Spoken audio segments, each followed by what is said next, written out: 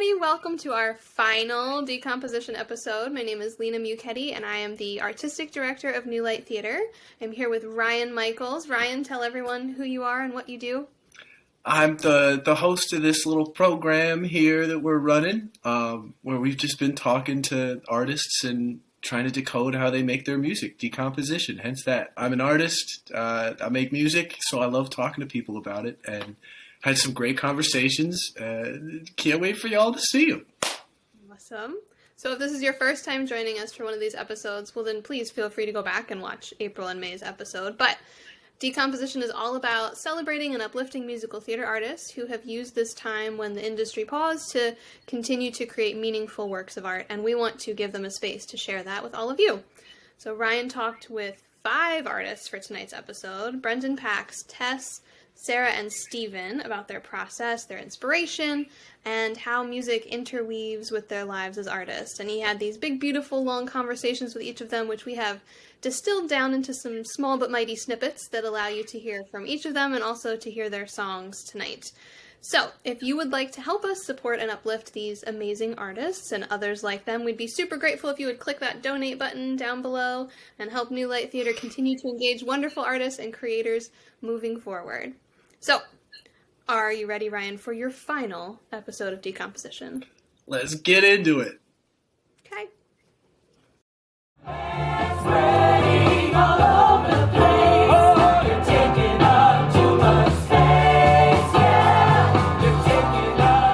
Hello everyone, my name is Pax Wrestler. My pronouns are they, them, and I am a composer, a performer, a music director in Philadelphia. I work at the intersection of arts and advocacy and at the intersection of music and theater. And the song I'm sharing today is called the Manspreading Song. And it's something that we wrote for Contradict This, a birthday funeral for heroes, with the Bearded Ladies Cabaret. So, some of the things that I really like about this piece are the energy in the room. It's such a live recording. You have all the humans. It's all playing live. You get the train coming by while you say one of the lyrics on the rails or something like that, or on the tracks. I saw Walt Whitman on the Patco train, and the Patco train comes right by. Yeah. Yeah. It's perfect.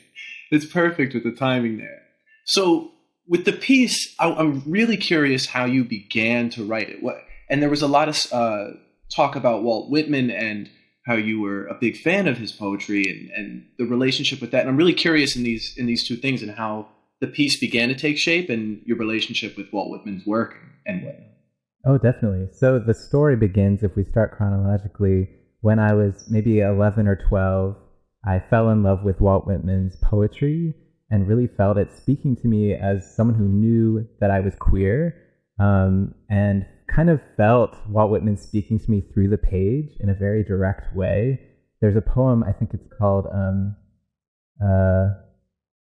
You. It might be called You. And there's a line where Walt Whitman's like, if you're reading this, be it as if I was with you right now. And I was like, oh, Walt Whitman's with me right now. And there was so much power in his poetry and in his text. And I really felt that as a queer young person.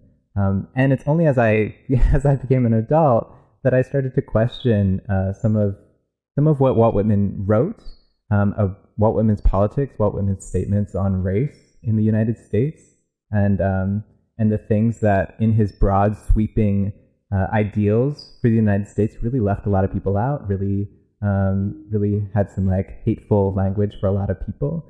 So.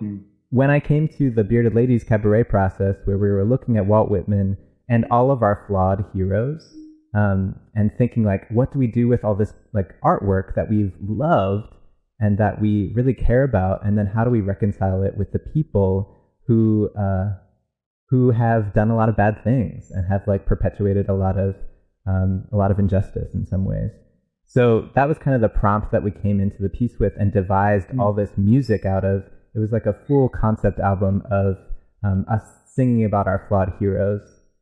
So that's kind of where it started, and that's what led me to this song, the Manspreading Song, where I'm kind of positing that Walt Whitman, in the multitudes that he claims to contain, takes up all the space, and in a subway car, takes every seat, because he is the most important person in his own mind. and that there's no space, especially for folks in gender minorities, for BIPOC folks, just like squeezes all the air out of the room with his multitudes.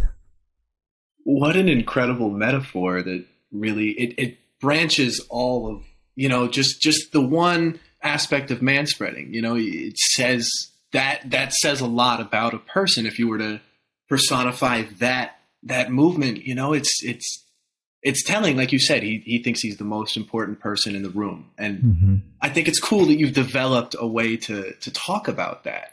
After you get that prompt and you have that idea, what takes shape first? Is it the lyrics that you craft in order to get you on track with that?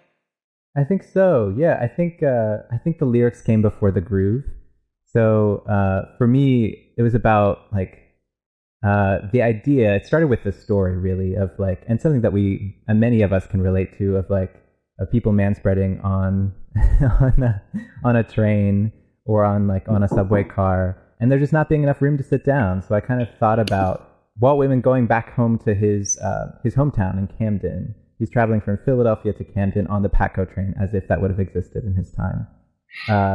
But in imagining him doing that, I start to write the lyrics of I saw Walt Whitman on the Patco train, traveling across the bridge, looking for a seat. I came towards him, but he wouldn't move a single smidge. So that's we're kind of setting the scene and trying to tell the story through these verses. So I think I wrote all the verses first, and then it was okay, this feels like this kind of vibe with the music, and from there could go on to write how the verses change and how we build and scaffold the song to be as theatrical and dynamic as it can be.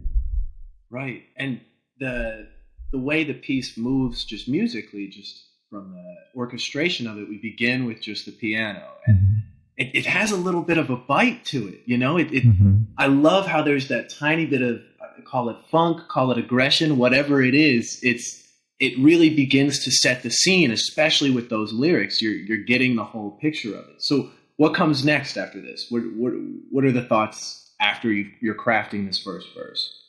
I think the layers that kind of take it into the song that it is, with the Bearded Lady Cabaret help of staging it and doing it with an ensemble. It's I wrote a song, and then we get to hear from Jackie Sorrow in the middle of the song, who gives a monologue about kind of the people that don't have any space because Walt Whitman is taking up all the space. And kind of hearing the harmonies from the ensemble, I think, is part of what brings in the people-focused aspect and the community-focused aspect of this song that is missing often from Walt Whitman's work, where he is the center and everyone else is just grasping for breath. Yeah. That's so powerful. And you can feel the power in the voices, in the room. Everybody's giving it their all. And that's one of the beautiful parts about this recording in specific is how the energy, how lively it is. You hear people laughing. You hear all of these things. So what was it like being in the room for that? Was the entire cabaret just full of energy like this, or? Yeah, I would say that in the Bearded Ladies Cabaret, in their work, the audience is such an important piece. You can't have cabaret without an audience response. So it's all about them being a part of the action, and there would be no show without them. And that's true of much of theater, but in cabaret specifically, it feels even more important. So we're always delivering to them. There's never a fourth wall. And the response from the audience, and this was on Cherry Street Pier, so we were outside and we can see the bridge. We can see the Walt Whitman Bridge in the distance, and we can see the Ben Franklin Bridge where the Patco train goes across. So the setting is just so Whitman-y already, that we're looking at Camden. Boats are going by and we're singing about boats. And it's just a beautiful setting for folks to really live in the story of who this person was and what he means today and the legacy that so many people have given him today. So the audience was crucial to how we were telling the story, and we want their investment and their involvement in the questions around what do we do with these problematic artists whose work we've fallen in love with and have shaped who we are. So we're kind of saying goodbye to pieces of ourselves as we're kind of extracting the art from these artists that made us who we are.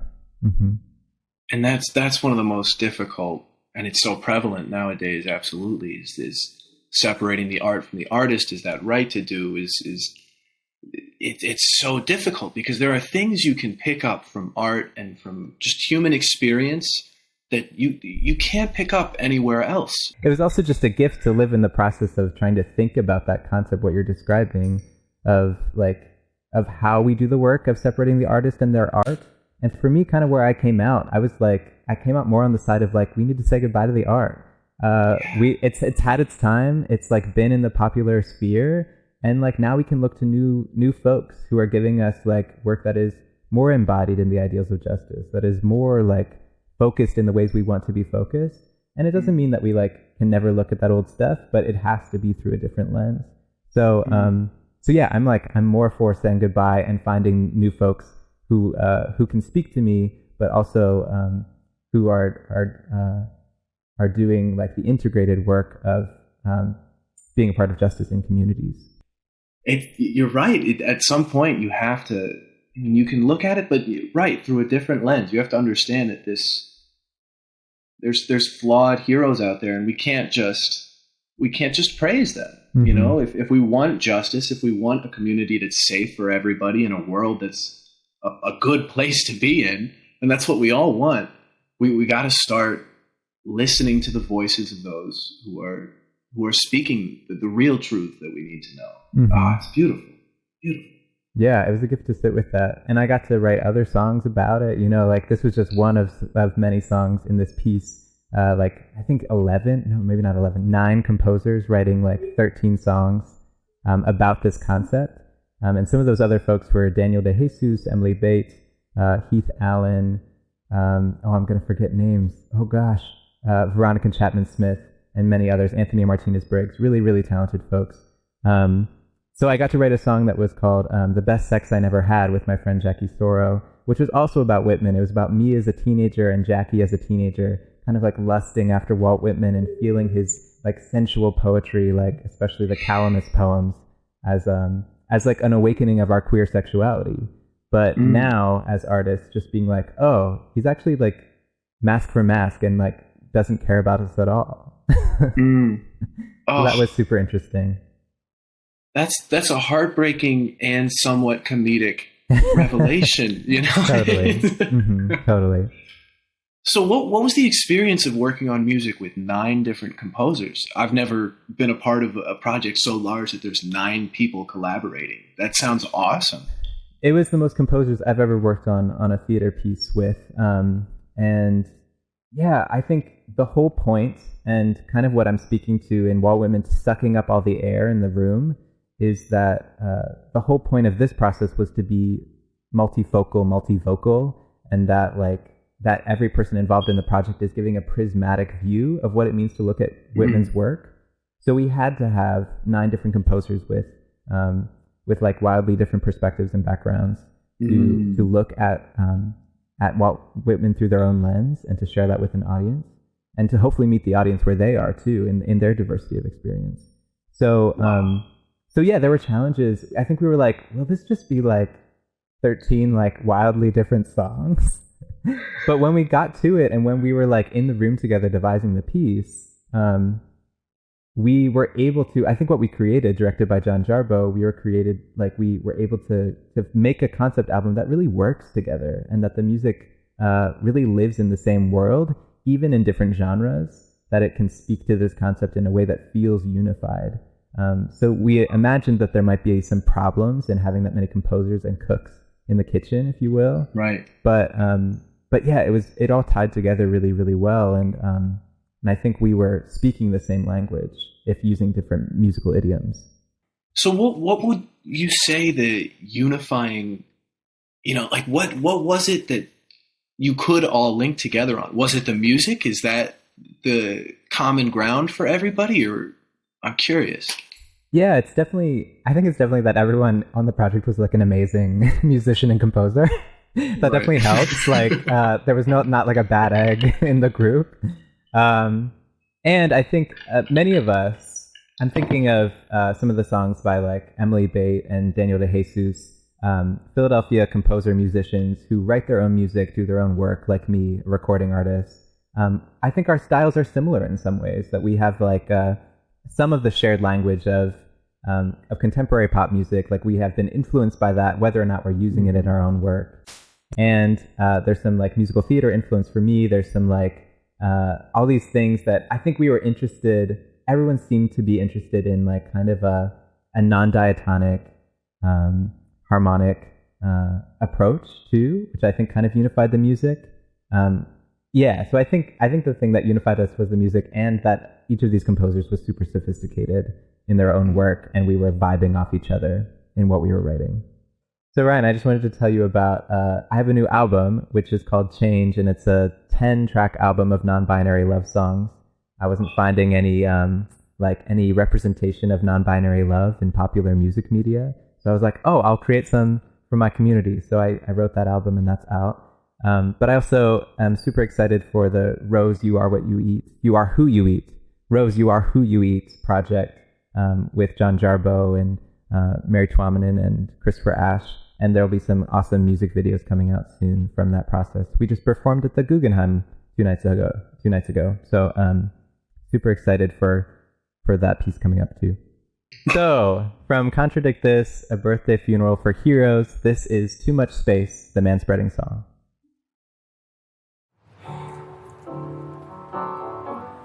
This is the song that was never supposed to be shared.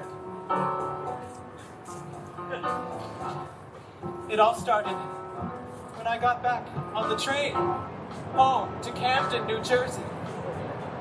I saw Walt Whitman on the Patco train, traveling across the bridge.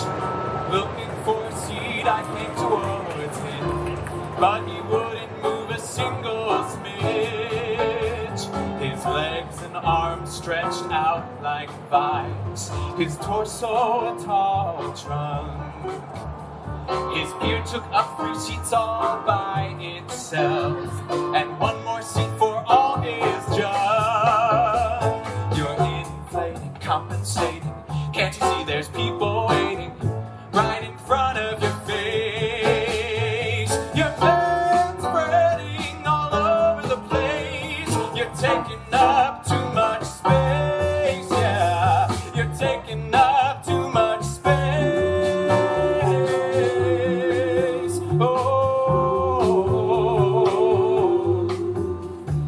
Looking at Walt, I pointed to the seat, saying 1 seat for 1 dude, it's rude. He smirked back and spat out his attack. Well, actually, I contain multitudes. In that moment, he started growing in size. His torso, limbs, beard, and brain were descending and upending everything inside, till his body filled the whole damn train. You're inflating, compensating. Can't you see there's people waiting right in front of your face? Your man's spreading all over the place. Oh, you're taking up too much space, yeah. You're taking up too much space.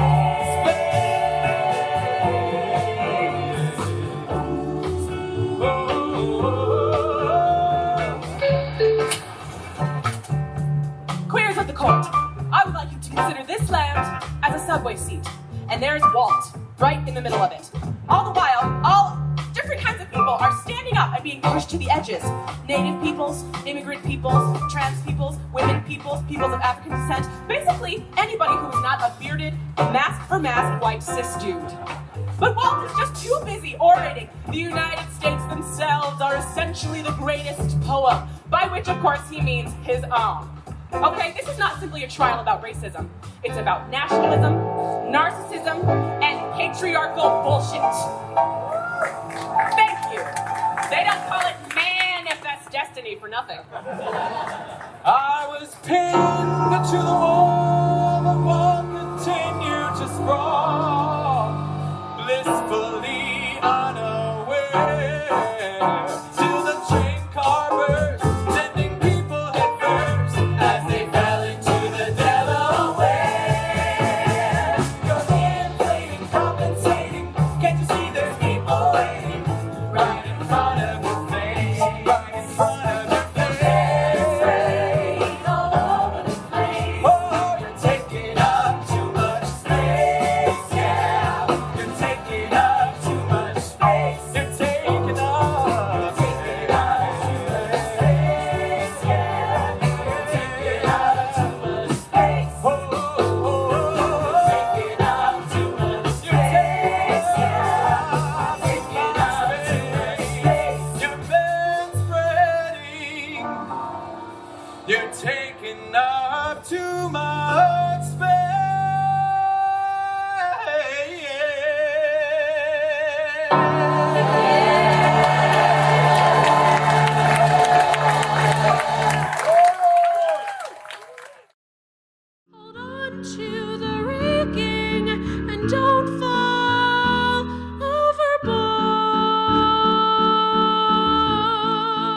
Hi there. My name is Stephen Piergrossi. I am currently in Wilmington, Delaware, working on a musical called Belladonna with my songwriting partner and lyricist Sarah Nowak.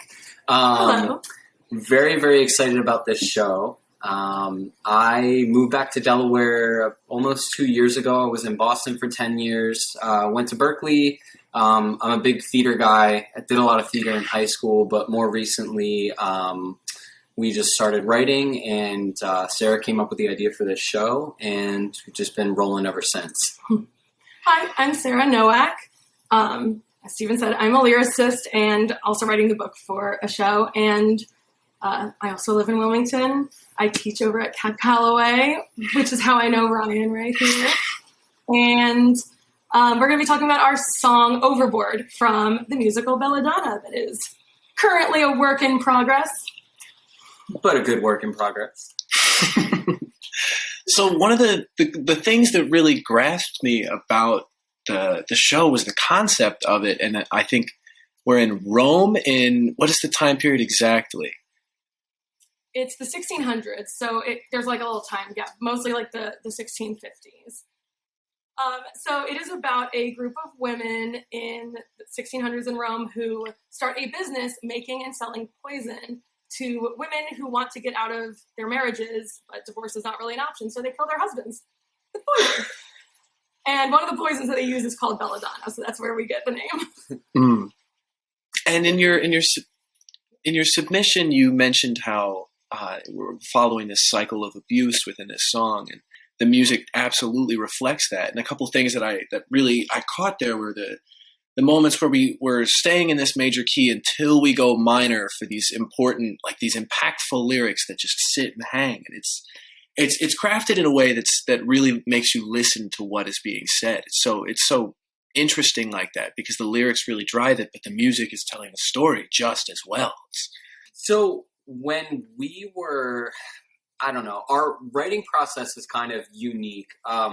We basically, like, I wing it when I write songs. So we just put the recorder on and then I play. And then whatever comes out is just what we use. It's much more simple than a lot of other people's songwriting processes. But what I wanted to do is have the music match the lyrics as much as possible. So we've been... more so Sarah has been studying over like Sondheim and how he writes music and the thematic elements. He does a lot of different things that make the music work with the lyrics. So we wanted to adapt that same kind of idea in writing music for this show. So I think a lot of when we're writing, we will stop and we'll talk and we're like, does that make sense with how the lyric, like what she's saying, what she's talking about right now? So we really try and tie that into like the storyline into the melody to give like a more authentic listening experience. This song, especially like what you're talking about, how it, like, I guess it switches keys quite a bit, and there's a lot of like at first you think like things are going to be okay and this is going to be like a love song or something, and then it kind of, you're like, oh, something weird is happening here. And I wrote this whole metaphor of being on a boat and being on like these waves. And so I know we had talked about kind of emulating the idea of being on this boat that's like in a storm and the waves are up and down. The sail around an island, never reach the shore. So you're supposed, like, it's uncertain and you're supposed to be wavering, So that's the kind of feeling that we wanted to get behind that. How do you identify the different sections and link them up together? Are the lyrics all ran out already, all done, and then you play over them? Yeah, so like the book is pretty much written. So don't say that. Oh my gosh. Well, there's a lot. There's a lot. Written. There's a lot to work with. Give yourself more credit. There's a lot. More than I thought that we would have, definitely. But the lyrics are already written in front of us, so I kind of read off of that.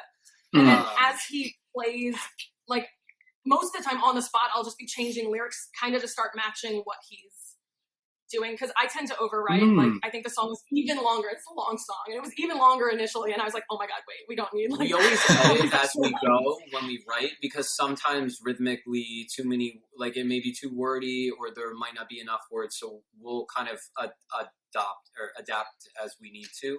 It sounds like you guys work almost subtractively, like you're saying it may be too wordy and you work it down, or it sounds like you'll play and just go off on tangents, and then we have to find exactly how do you guys root yourselves in it, because it seems like such an evolving process.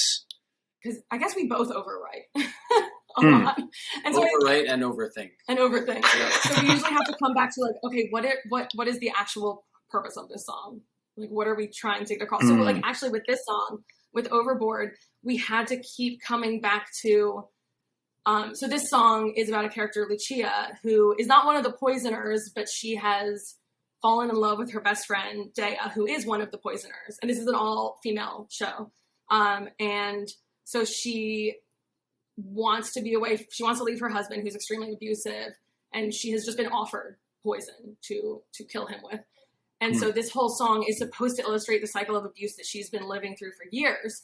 And so I think for this song, when we were writing, we had to keep coming back to that. Like, this has to be cyclical. This has to feel like we've been here over and over. And you need to feel her pain growing throughout the song, especially in the bridge when she like it changes keys and it goes into "you work even harder to be the perfect wife." Like, I wanted that to be like a standalone moment. Like, that's her. She's breaking down. You know what I mean? Like, she's basically lost everything. In her eyes, and she doesn't really know where to go. Like, she's devoted everything to this guy and she gets nothing. How do you decide what parts of the story are worth telling? Like, is there a discussion that has to go down with that, or are you trying to include as much as you can?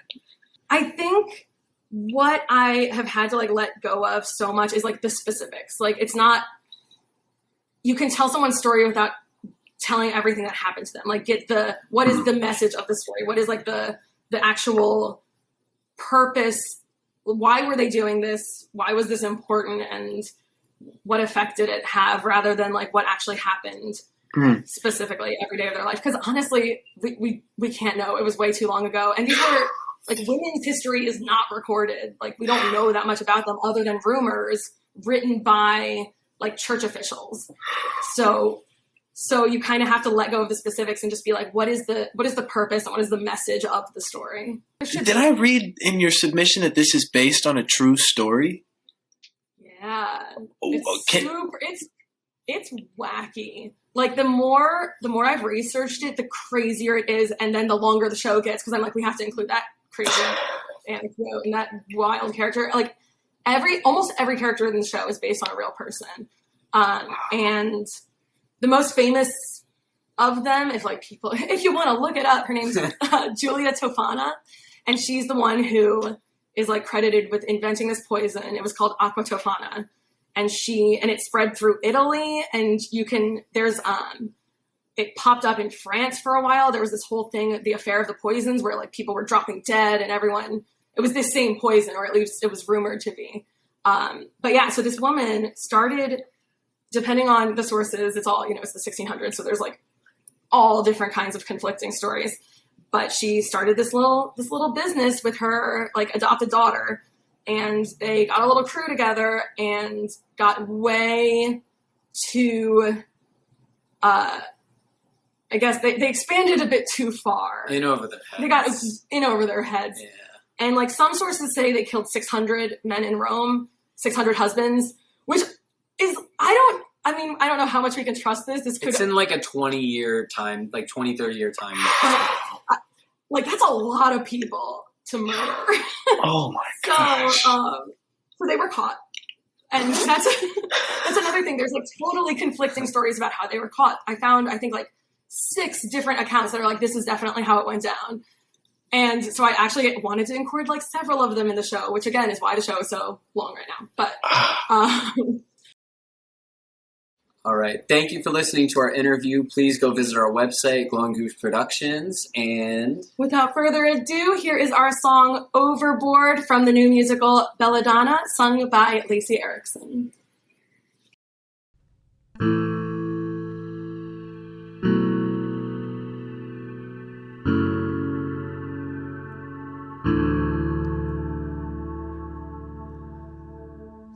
Sometimes in the morning, you can't believe it's true. This man with love in his eyes is lying next to you. He touches your shoulder and kisses your spine. He whispers, "How lucky I am that you're mine."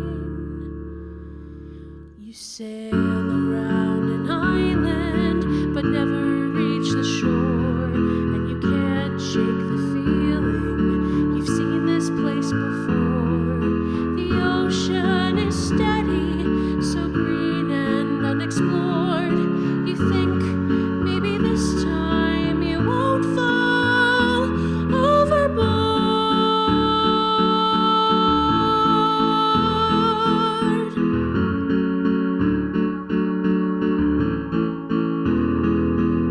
But as the days continue, as the seasons change, you see change in his eyes.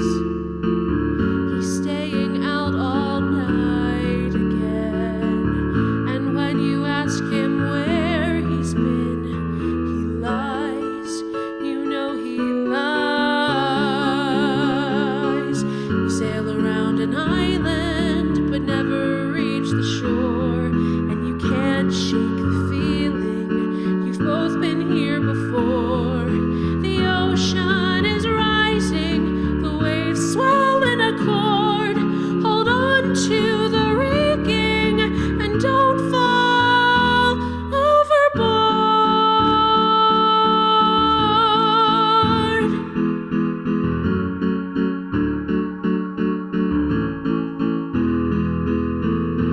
You come to a moment, though it's nothing new. You feel like you don't know the man lying next to you. His touches are poison, his hands only hurt, smearing your marriage with blood and dirt.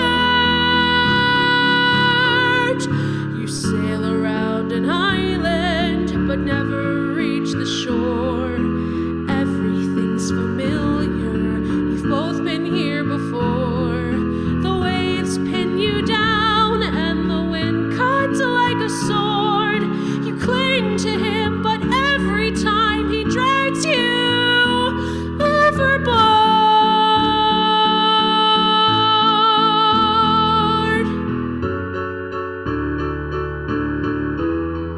You work even harder to be the perfect wife, to have the faultless family. You sacrifice your life, but find yourself alone.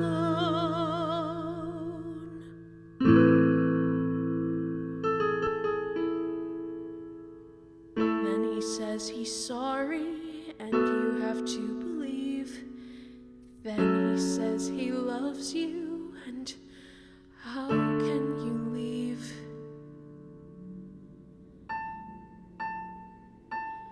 Sometimes in the morning, you can't believe it's true. This man with love in his eyes is lying to you.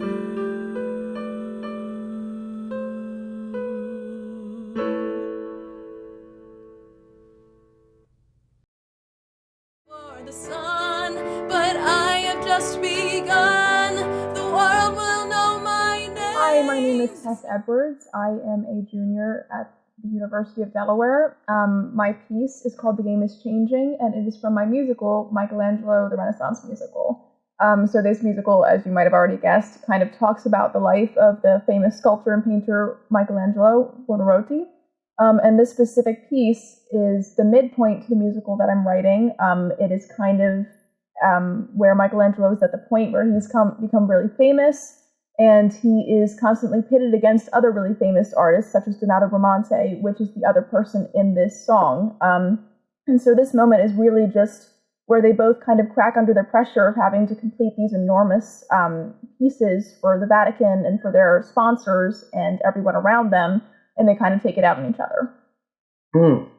And that feeling and that competitive energy is definitely displayed throughout the piece. And even though it's not fully orchestrated, it's just a piano and your voice and then your voice again, right? Yeah. Unfortunately, it's been a long year and an even longer semester, so I didn't have the time I wanted to kind of record that the way I wanted to, but hopefully I have some friends who can record it for me next semester, so yeah. Well, I think it sounds great, and my point being with it just being a piano and two voices is it sounds so massive towards the end when we get into that counter melody point where both singers are going at each other and they're weaving in and it's so it's written very almost as if that conversation is happening. You wouldn't, of course it's to music, but it almost doesn't feel as though it is. It's like dialogue and all of these descending melodies. It's so fascinating. So if you wrote this all on your own, how do you go about writing a duet as just one voice? Are you hearing the other voice in your head as you're working through it, or what's that process like? Yeah, so I mean, that's kind of complicated for me. I'm someone who works very much on different creative planes. So, while I'm doing this, I'm also kind of doing the set designs and costume designs and that kind of thing in the background as well, and kind of creating those. So when I'm thinking about a song like this, I'm thinking about kind of crafting a moment around it. So it really is a bunch of elements coming in and, interacting with each other in a way that really creates a story in a moment. So this specifically, it's a little bit tricky because I always have to do the voices myself. And I just use my limited musical theater experience to kind of dictate how I want them to sound and interact with each other. But of course, as I've been developing this, it's also been a big thing to think about character development. So each of the characters, even though you can't really tell from my voice specifically, do have their own kind of, interactions and their own details and their own way of thinking about things, which I was trying to dictate throughout the song as I wrote it. Yeah, it definitely plays. And just the fact that it's only your voice, I mean, the way it can continue to grow, thinking about the orchestration on top of that. So how do you feel sitting on a song that is already a fully written, very good song? What are you excited about moving forward with it? What do you want to do with the song in the future? First of all, I'm excited to get out of the pandemic and actually get this all recorded and be in person again and kind of have that stuff going on. I think that it's going to bring it to a whole new level to be able to have two different people who are trying to create these characters sing it, because then it won't just be my voice, fighting against my other voice. It'll actually be more in the moment. And I think as I kind of develop this and begin to orchestrate it as well, that'll even increase the intensity even more. And this is my musical, even though it isn't finished, is supposed to be this very big kind of large thing. And so I think that all of those elements going into it are going to help kind of display it as being such. And so you mentioned a little bit earlier how you're not only just working on the music or the book, you're also thinking about costumes and sets and whatnot. So how do you decide today I'm going to do this? Is it whatever's calling to you, or how does it work out? Yeah, so honestly, I think I'm very happy that I have the ability to do these multiple things, because it's something where if I'm frustrated with what I'm composing, I can be okay, well, I'm just going to pick up a pencil and I'm going to try and, draw a set for this kind of thing. So it's ways to continue to work on this project while not becoming frustrated on it, because I'm working in multiple avenues towards the same goal. I know one of the biggest things that's kind of spurring what I'm doing day to day right now is I have 4 or 5 books on my shelf right now full of research about Michelangelo and his interactions with the other historical figures and, his artwork and how he created those that are really just kind of sparking stuff in me day to day.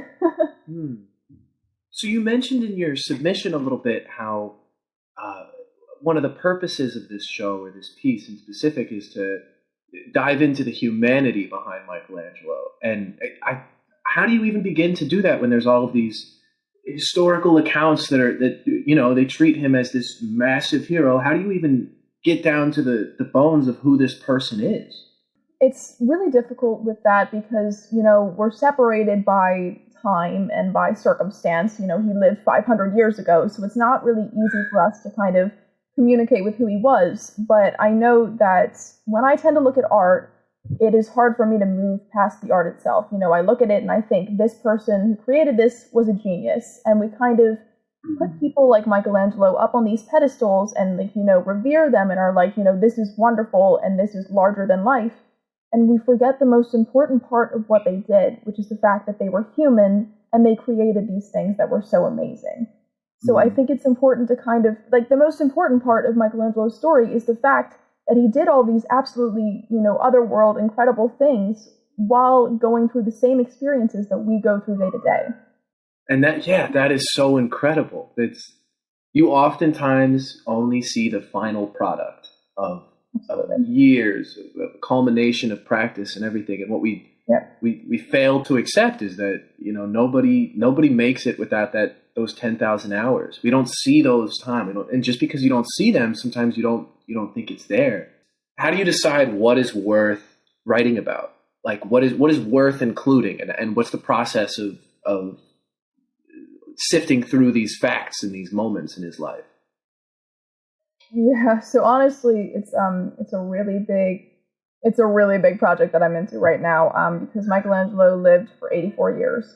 That is a lot of stuff to cover, especially since he created over 200 works of art in addition.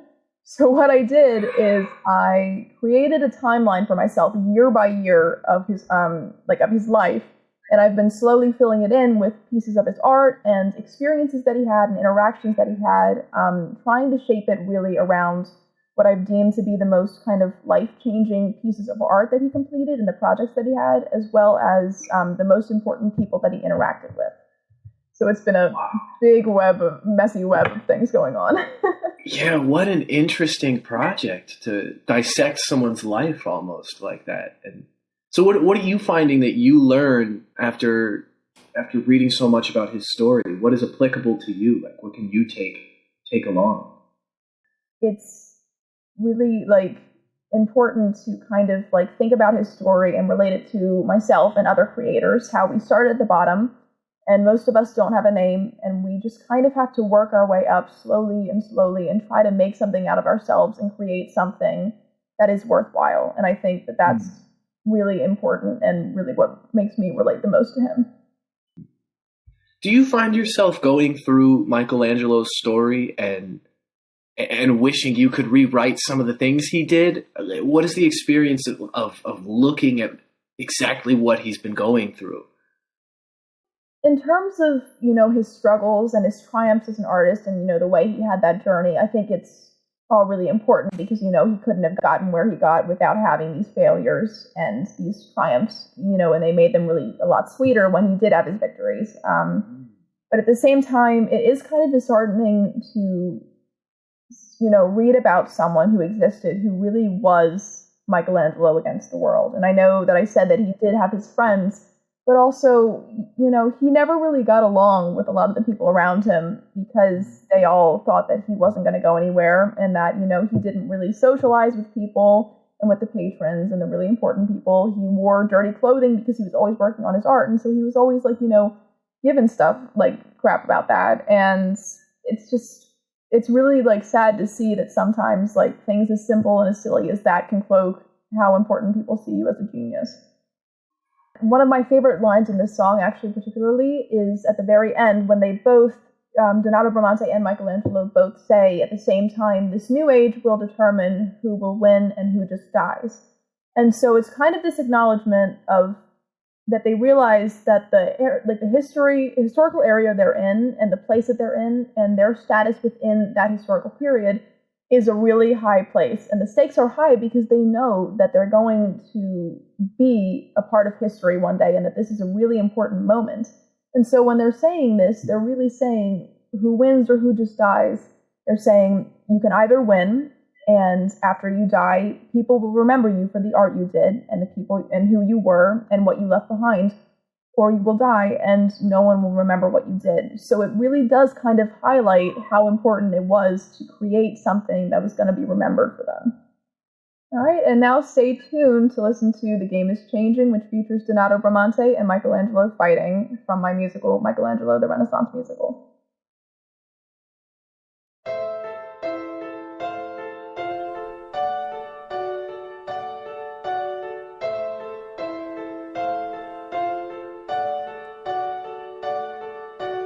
I promised never to let my judgment take me over, yet in you I have found an adversary who might take my crown. I sit here forlorn while you take Firenze by storm. So what did I miss in this game of politics that you've made it so much farther than me?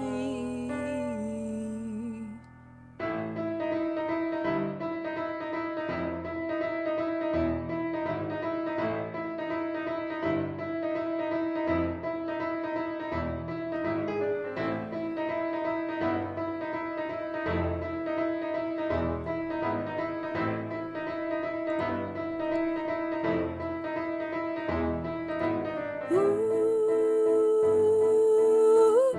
the game's changing. Ooh,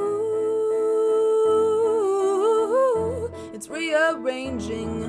And how are you gonna get out of this mess? Even no pieces left in this big game of chess. And ooh, I'm afraid you've been outplayed. Tell me something in all your musings, all you've done and all you do. Was it even all for you? You've spent so long ignoring convention, everything you're fighting for. What comes next? What to do in a hall with none to lose? You'll prevail to no avail. You're only going to lose, and I'm surprised you made it this far. You've no clue how to do this. Your ideas are all useless, and I, for one, am sad to see that it's come to this. I thought that you were different. Turns out you are no different, but I'm sad to see you go. Though you were much too slow, it's time to let it go. Dear Michelangelo, just 1 second, mister, you're not a large one. Miscalculated error doesn't mean you're in charge. You'll try to cheat me, trick me, I'm not naive, but I can play this new game and I'm not gonna leave. I've been at this for quite some time. If you thought this would break me, then you're out of line. The Vatican worked me to hell and back. I almost give up, but I remember each time that something suddenly deep inside of me takes control of me. And I know I'm not naive, but I am falling faster than I ever thought I could. There is so much more to know. I have more to go. There's more I need, and I'm still learning to grow. Ooh, I am better off this way. Not here to concede, I came to late, and I am never gonna stop until I make it to the top of this game. And I am gonna prove you wrong. I don't care how long it will take for me to say I've come for this. Cross me off your list. I am not no one. I am someone who is going somewhere.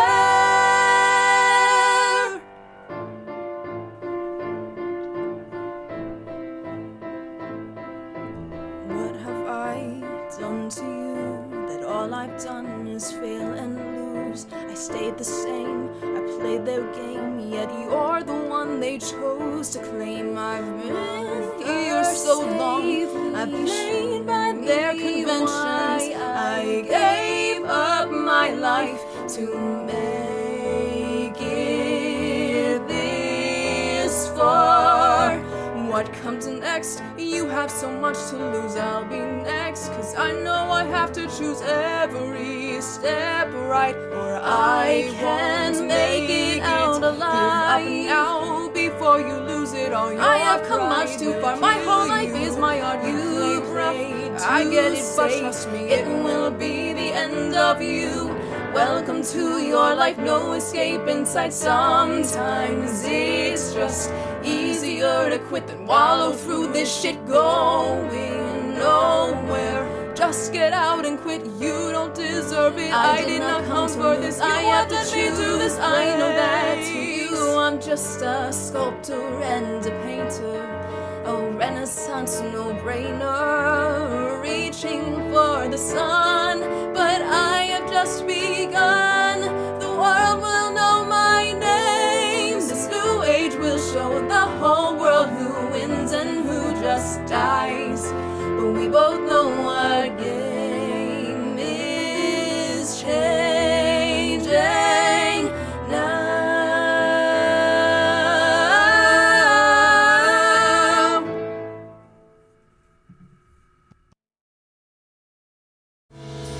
We ate dinner with the neighbors on the holidays, and the world seemed to fall in our arms. Hi, my name is Brendan Moriak. I am a composer. I'm going to be talking with you today about my song Fallen Apart. It's both a response to like the pandemic and everything, as well as a song from a musical called Vendetta, which is a adaptation of the graphic novel by Alan Moore. But this is Evie's song. If anyone's familiar with the character, it's probably, I think, like the fourth or fifth song in the show, and she's just kind of giving us her backstory and where she's feeling, where she's been, and where she is now, and where she's going. Right, and that three-act structure is very clearly displayed not only in the lyrical content, but also just in how the orchestration and the arrangement grows. It starts off in such a exposition-esque type feel. It's like, oh, we're getting the background, and then when the drums kick in and when that piano, like the da-da-da-da-da-da, I mean, it's such a fun, quick transition, and the grooves come in just one after the other. It's really ornamental and massive, and I think it's super cool. So what we have here is your project session. If you wanted to give a little explanation to somebody who maybe doesn't know what we're looking at right here. So this is probably version 5 or 6. It actually started out as this like really slow piece that I just, the same kind of chords, but I was just doing it like this.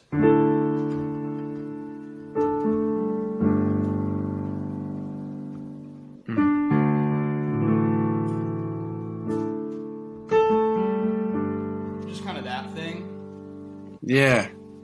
But we went through a lot of renditions of the song, but this is the final version, I guess, of where I write. I'm a big picture person, and so writing in Logic with these 250 tracks or whatever allows me any idea I have, I can put down, edit, delete, or change later. So that's kind of what we're looking at here. If anyone is familiar with scores, try to kind of keep things kind of like they would be on a score. So here's like all the keyboard ones, here's like the keyboard two, the bass, my string quartet.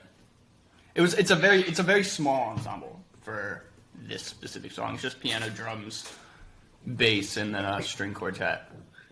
Looking at all of this, I mean, I'm so excited to dive into it. What are some of you said the piano is the first thing that you were working with. Okay. And let's get a little run through here. Let's just kind of work through it a little bit. So like we have this little intro.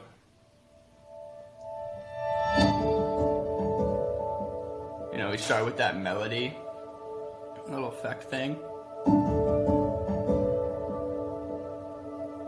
And the whole thing is just supposed to feel like you're floating in this, like, cloud.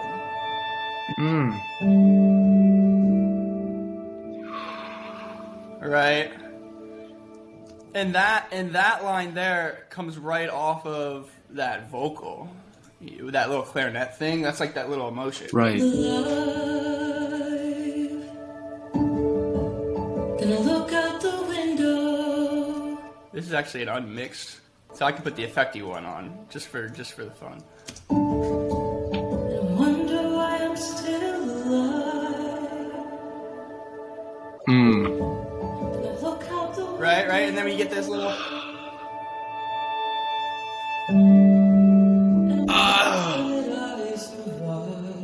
It's like a little angel, right? And Yeah. And the thing just keeps moving. It keeps moving. Get that? I'm glad that I survived. You're like, you start this. You're like, oh, that was terrible, but I'm glad that I'm here now, right? And that's how, you know, kind of how I was feeling back in October, right? And I feel like that's Sure. kind of in this little thing. I also I like adding just little nuggets in all of my orchestrations. So like, here's our piano. Well, where's my sustain? Come on, man. You get this little thing in measure 13, which like which just comes back later, right? And then you get this kind of this first thing that's different harmonically. So you get this sort of this inversion of a sus chord or whatever. All right, and you get it with the cello. But it feels like the right This is a minor version of the.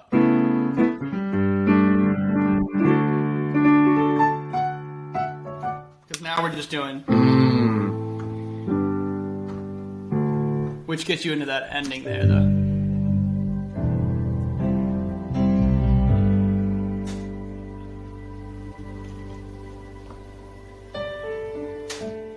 There's that again.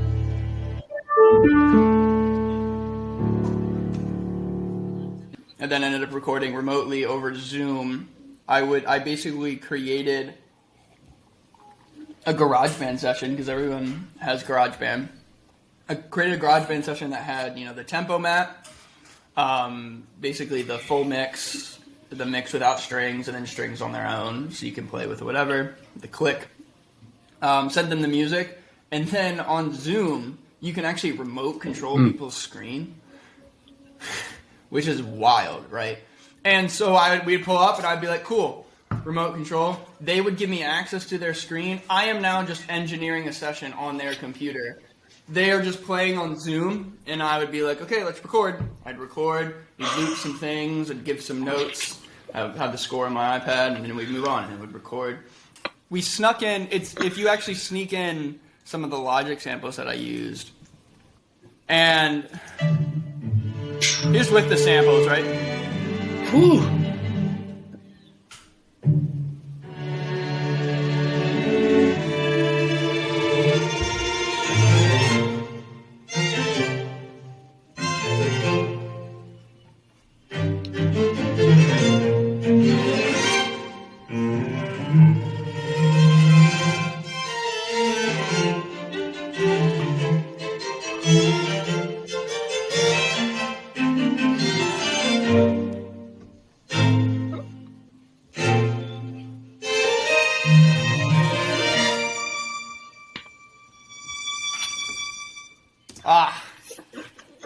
Then you add in the drums and you kind of understand.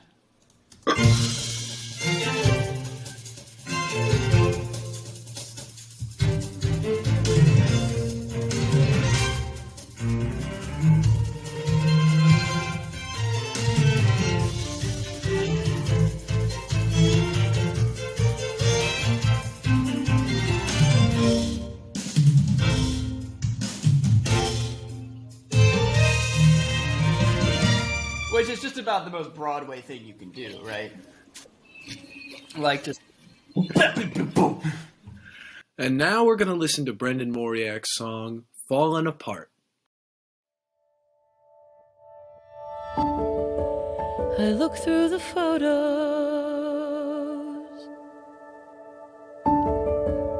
and wonder why I'm still alive.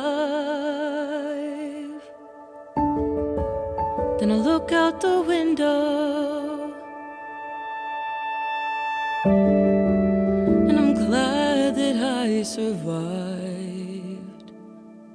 I don't care to think about the past. I'm ashamed to admit that despite all its faults, it wasn't all bad. And I want to relive all those laughs, but it feels like a lifetime ago, when crowds of people form to see a show. And I wish that I could curl up and ignore the world that's falling apart.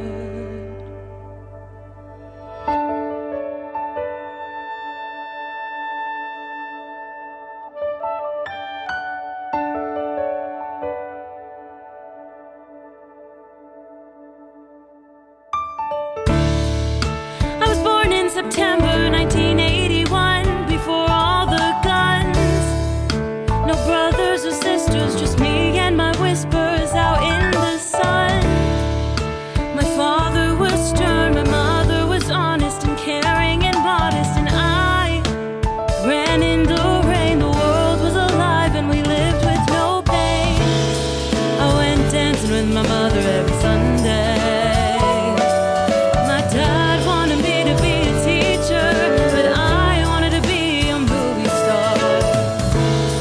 We ate dinner with the neighbors on the holidays, and the world seemed to fall in our arms.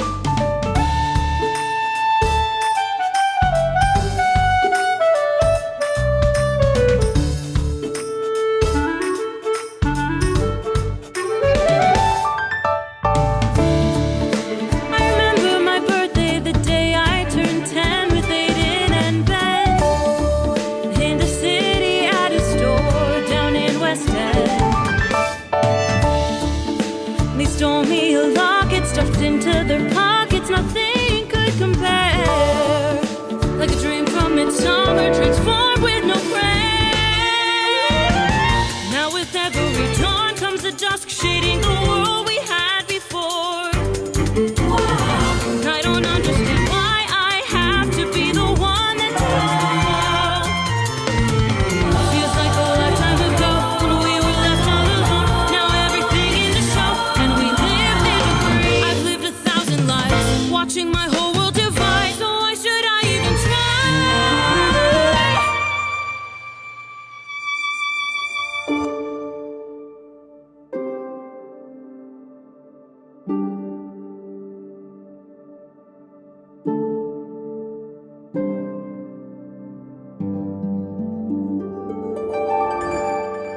Now it feels like a lifetime ago, when my parents used to take me to a show.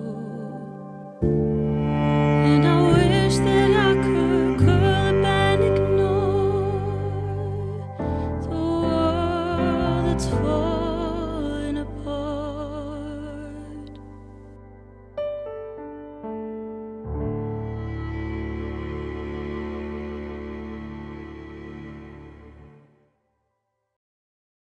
Thanks for joining along with me in this journey. 3 episodes, 12 artists, 13 artists' minds. It was an absolute pleasure to talk to everybody, and thanks for coming along. Seriously, it's been nice having you. So if you'd like to help New Light Theater, please hit the donate button below, because they're beautiful people producing beautiful things. And thanks for joining.